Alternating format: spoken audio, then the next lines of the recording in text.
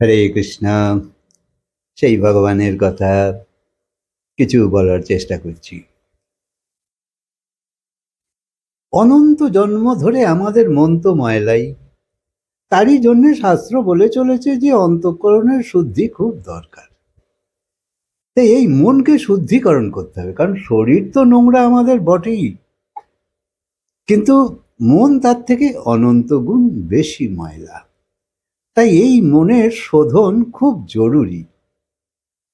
কিন্তু মজা এই যে এক তো আমার মন যেমন ময়লা, সেরকম সবাইয়ের মনই ময়লা।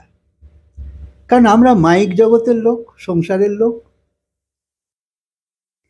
ভগবান বা মহাপুরুষ বা সাধুসন্ত এসব নিয়ে আমরা থাকি না।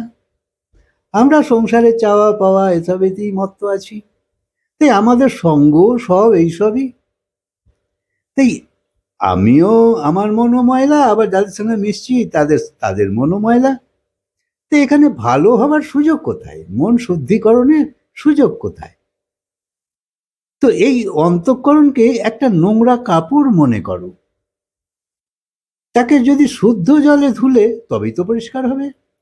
আর যদি অশুদ্ধ বা নোংরা জলে ধুই তাহলে আরো নোংরা হবে। তাই সে স্বর্গলোকের দেবতা বা মৃত্যুলোকের মনুষ্য অথবা নরকলোকের কিছু, সবই মন ময়লা। দেবতাদের মনও এত সুন্দর নয়। মায়ার মধ্যে যা কিছুই আছে, কারণ স্বর্গলোকও তো মায়ালোক। এই এই এই নরকলোক থেকে আর ব্রহ্মলোক পর্যন্ত, ব্রহ্মা যেখানে থাকে সেই লোক পর্যন্ত হচ্ছে মায়ালোক। তার বাইরে গেলে মায়াতীত, সেটা ভগবানের নিজের এরিয়া।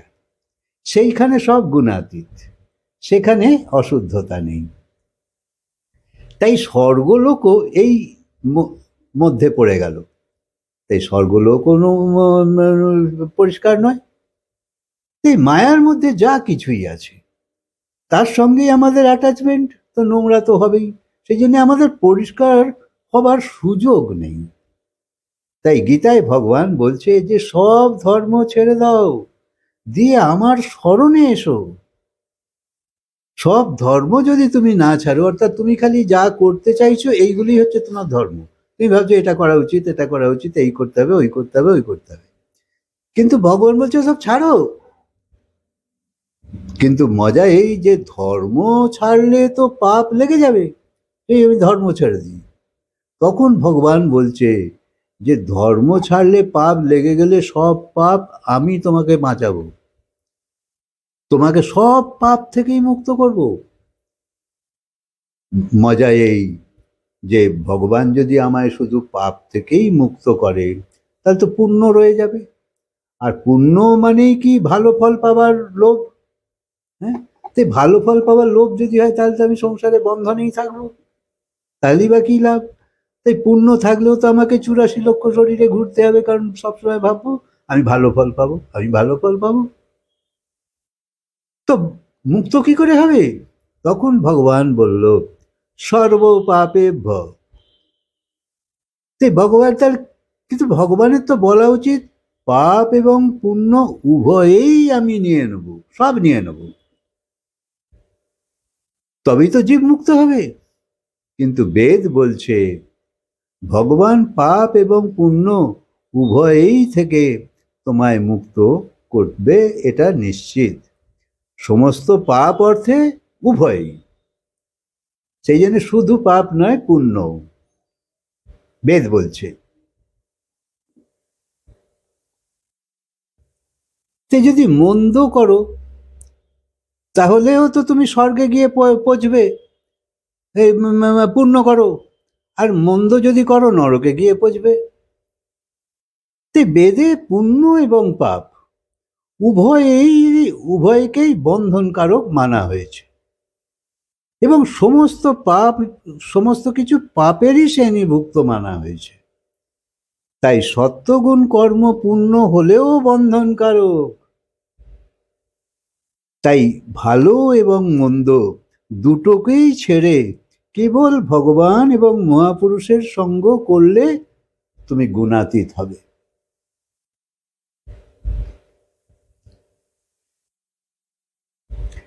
তবেই তোমার সমস্ত পাপ এবং পুণ্য ভস্ম হবে। তাই তো সাধু হয়, যে এই সব সঙ্গ থেকে দূরে যাই, শুধু সেই সঙ্গে থাকি যেখানে ভগবতীয় অবস্থায় রয়েছে, ভগবানের আলোচনায় কর্মকাণ্ড ইত্যাদি ইত্যাদি সব রয়েছে। অর্থাৎ সংসার ছাড়ে, এইসব সঙ্গ ছাড়ে। যেহেতু আমরা এই শরীরকেই আমি মেনেছি, তাই সংসারের মানুষের সঙ্গে তো অ্যাটাচমেন্ট হবেই। আর আমরা তো নিজেকে আত্মা মানি না, তাই ভগবানকে কেন চাইব? তাই সংসারের যে কেউ, যেহেতু তাদের অন্তঃকরণ দূষিত, তাই তাদের সংযোগও আমাদের অন্তঃকরণকে দূষিত করে।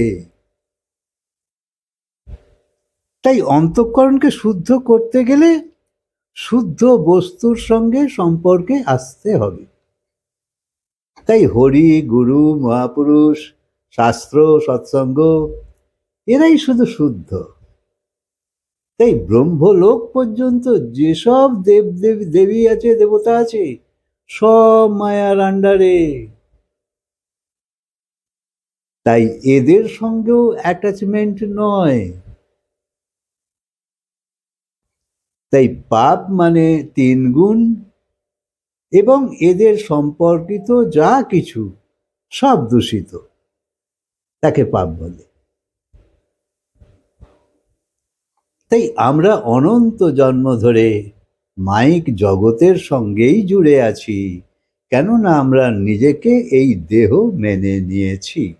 তাই দেহ মানে এই সংক্রান্ত যা কিছুর সঙ্গে আমাদের সব অ্যাটাচমেন্ট। তাই তাই মায়া আমাদের ভুলিয়ে দিয়েছে, আমার আসল রূপকে চাপা পড়িয়ে গেছে। তাই আমি যে আসলে আত্মা এবং আমরা ভগবান থেকে বিমুখ, এইটা আমরা বোধ করি না। আমরা সংসারে এলেম দেখাতেই ব্যস্ত, কেরামতি দেখাতেই ব্যস্ত, আড়ম্বর অহংকার সাজাতেই ব্যস্ত, ভাবছি আমি কি নাকি। তাই বড় বড় ডিগ্রি নিয়েও তুমি সেই মায়ার লোকেই তো আছো, আর পাপ তো করেই চলেছ, আর অনন্ত জন্ম এইখানেই ঘুরপাক খাচ্ছ। তাই ঠিক ঠিক জায়গায় পাপ হেলো। তাই জানবে যে আমাদের জীবনে পাপ ছাড়া আর কিছু নেই। পরিভাষা এইভাবেই আনতে হবে। আত্মা তো আমরা দেখিনি, কিন্তু সবসময় রিয়েলাইজ করি। তুমি তো সবসময় ভাবতে পারো যে আমি আছি, এখনো আমি বেঁচে আছি, এখনো আমি বেঁচে আছি। কে বেঁচে আছে?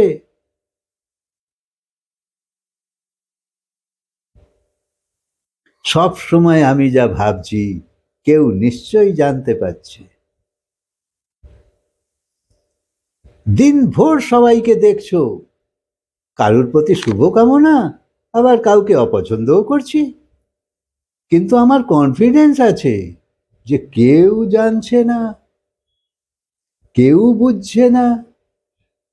কিন্তু তুমি ভুলে গেছো তুমি যে তোমার ভেতরে কৃষ্ণ তো বসেই আছে, সব নোট করছে।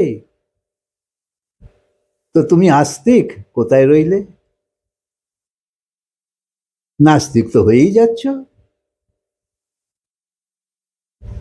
তাই উদ্ধব কৃষ্ণকে জিজ্ঞেস করেছিল যে সুখ কাকে বলে?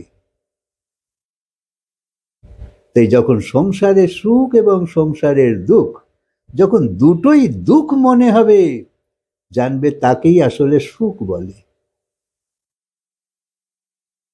তাই সুখের পরিভাষা এই যে এখানে কোথাও ফেসো না, এখানে সুখের নামে শুধু দুঃখেই পরিণত হয়।